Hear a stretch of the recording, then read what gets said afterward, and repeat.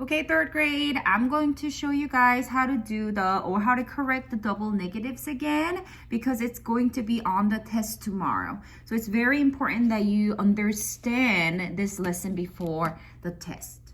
So in each sentence, you must underline the negative words. You must, or else you will lose points. So in the first sentence, he didn't believe nothing I said. We have double negative. We have didn't and nothing. And that's why I underlined those words. So that's your first job. And rule 1 is changing the second negative to a positive. So in this case, this is the second negative word. First, second. So I'm going to change this into a positive word. Remember, nothing changes to anything.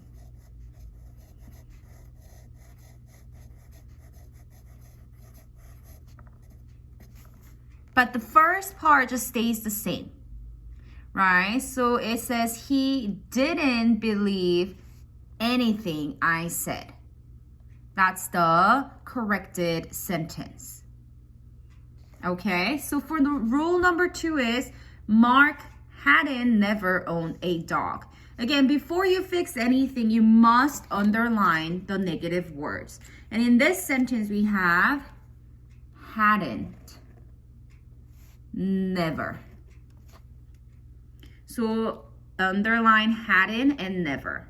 Now rule 2 is you have to take out the negative part of the contraction. And here is my contraction.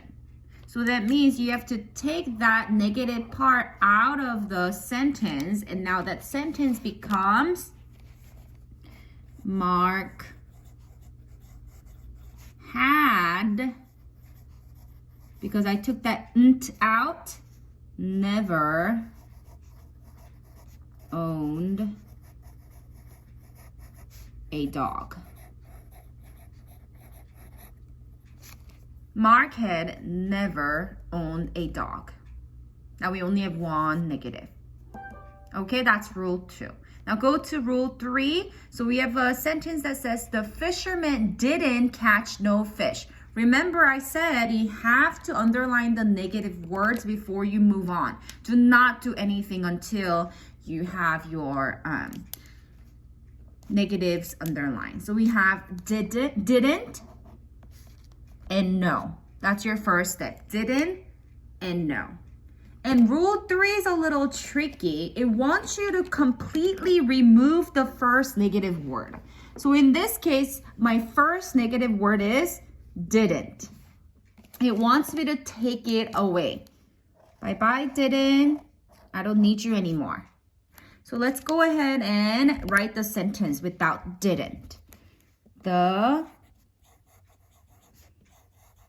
fisherman